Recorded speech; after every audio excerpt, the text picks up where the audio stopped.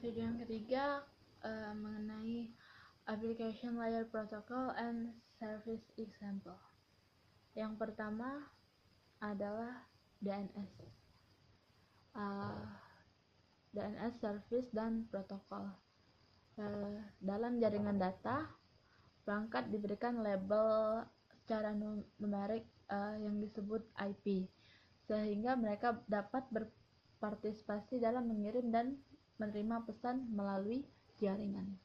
Namun kebanyakan orang memiliki kesulitan untuk mengingat IP address. Oleh karena itu, nama domain diciptakan untuk mengubah alamat numerik menjadi sederhana. Jika ini IP address-nya, maka yang di sini adalah DNS-nya.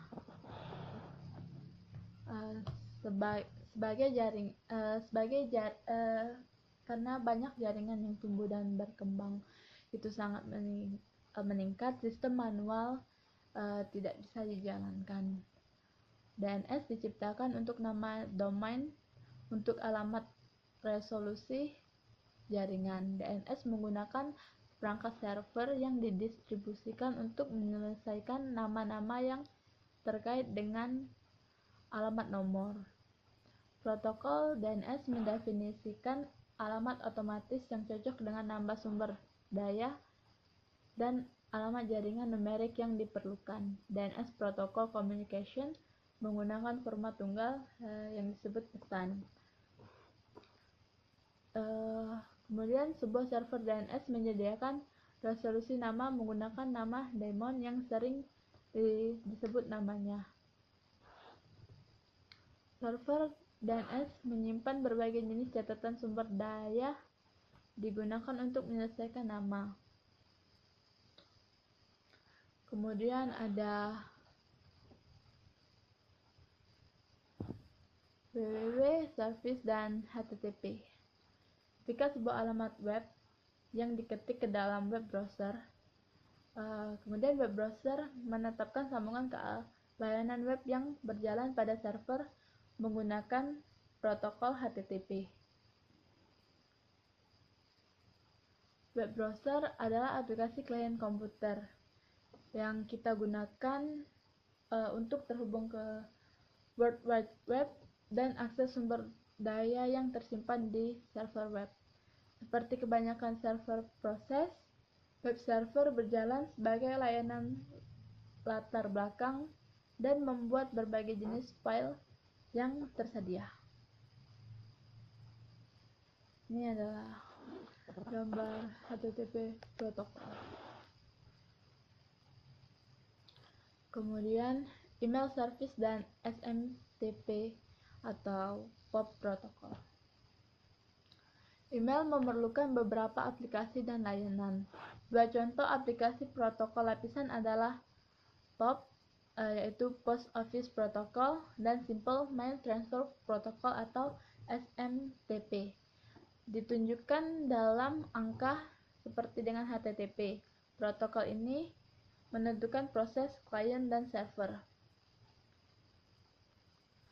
Ketika orang menulis pesan email, mereka biasanya menggunakan sebuah aplikasi bernama Mail User Agent atau Email Client yang memungkinkan pesan akan dikirimkan ke tempat-tempat pesan yang diterima ke kotak suara klien.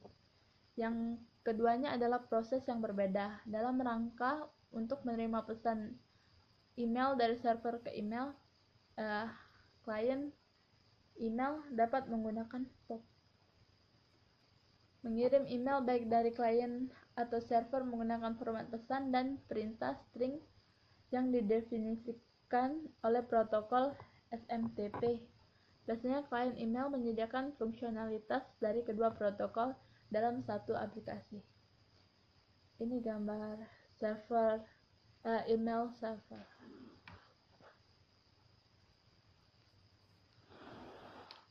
Kemudian ada FTP, yaitu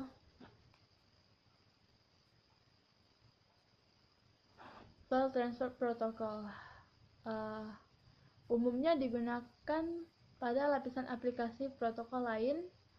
FTP dikembangkan untuk memungkinkan transfer file antara klien dan server. FTP Client adalah sebuah aplikasi yang berjalan pada komputer yang digunakan untuk mendorong dan menarik file dari service menjadi daemon VTP. Untuk berhasil mentransfer file, VTP membutuhkan dua koneksi antara klien dan server. Satu untuk perintah dan balasan, yang lain untuk transfer file yang sebenarnya. Klien menetapkan koneksi pertama ke server pada TCP port 21. Koneksi ini digunakan untuk lalu lintas kontrol terdiri dari perintah klien dan reply dari server.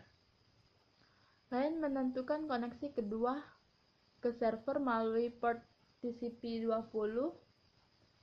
Kemudian koneksi untuk transfer file aktual dan dibuat setiap kali ada file yang ditransfer. Transfer file dapat terjadi di kedua arah. Klien dapat mendownload atau mengambil file dari server, atau klien dapat mengupload atau memasukkan file ke server.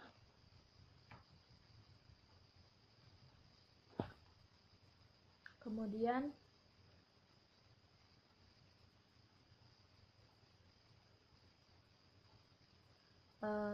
ada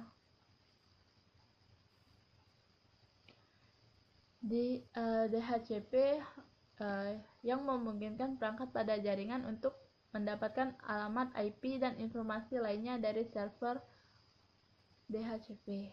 Layanan mengotomatiskan penugasan alamat IP, subnet mask, gateway, dan jaringan IP lainnya dalam parameter. DHCP memungkinkan host untuk mendapatkan alamat IP secara dinamis ketika terhubung ke jaringan. Server DHCP di sebagian media untuk jaringan yang besar biasanya lokal server berbasis PC. Dengan jaringan rumah seperti DHCP biasanya terletak di ISP dan sebuah host pada jaringan rumah menerima konfigurasi IP secara langsung dari ISP. DHCP biasanya menimbulkan resiko keamanan karena setiap perangkat yang terhubung ke jaringan dapat menerima alamat. Resiko ini membuat keamanan fisik merupakan faktor penting ketika menentukan apakah akan menggunakan dinamis atau petunjuk yang menangani. Dinamis dan statis menangani keduanya memiliki tempat mereka dalam desain jaringan. Bahkan jaringan menggunakan keduanya untuk tujuan umum host seperti perangkat pengguna dan alamat tetap yang digunakan untuk perangkat jaringan seperti gateway, switch, service, dan printer. Kemudian ada File Sharing Service dan SMB Protocol. Gambarnya seperti ini.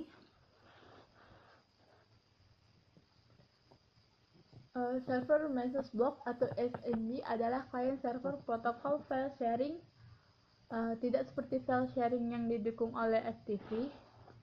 Klien menentukan jangka panjang koneksi ke server. Setelah sambungan dibuat, pengguna klien dapat mengakses sumber daya pada server seolah-olah sumber daya adalah sumber lokal ke host klien. SMB file sharing dan layanan cetak telah menjadi andalan jaringan dalam penggunaan Microsoft.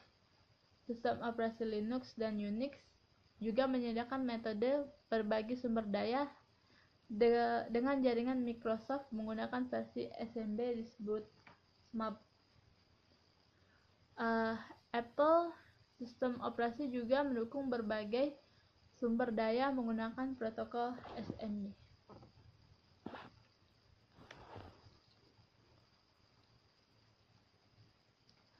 Kemudian P2P service dan GNU/Netla Protocol. Gambarnya seperti ini. Dengan P2P aplikasi berbasis pada protokol GNU/Netla, orang dapat membuat fitur membuat file pada hard disk mereka tersedia untuk orang lain agar dapat mendownload. Perangkat lunak klien GNU/Netla Compatible memungkinkan pengguna untuk terhubung ke layanan melalui internet dan untuk menemukan dan berbagi sumber daya akses oleh rekan-rekan lainnya yang menggunakan aplikasi GNU/Netla Protocol. Dan yang terakhir ada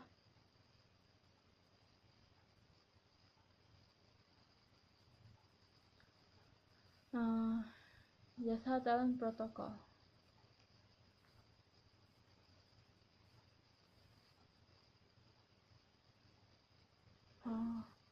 Sistem berbasis teks yang digunakan yang sering hanya menampilkan terminal secara fisik melekat pada komputer pusat, sehingga jaringan yang tersedia yaitu orang yang membutuhkan cara untuk akses jarak jauh sistem komputer dengan cara yang sama yang mereka lakukan dengan langsung terpasang pada terminal.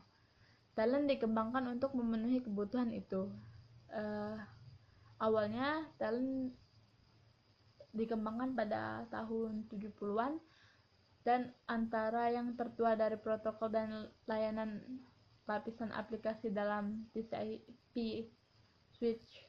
Talent menyediakan metode standar meniru perangkat terminal berbasis teks melalui data jaringan. Kedua protokol itu sendiri dan perangkat lunak klien mengimplementasikan protokol yang sering disebut talent. Cukup tepat, sambungan menggunakan talent disebut virtual terminal, sesi atau koneksi. Talent menggunakan perangkat lunak untuk membuat perangkat visual yang menyediakan fitur yang sama dari sesi terminal dengan akses ke antarmuka basis perintah server atau CLI.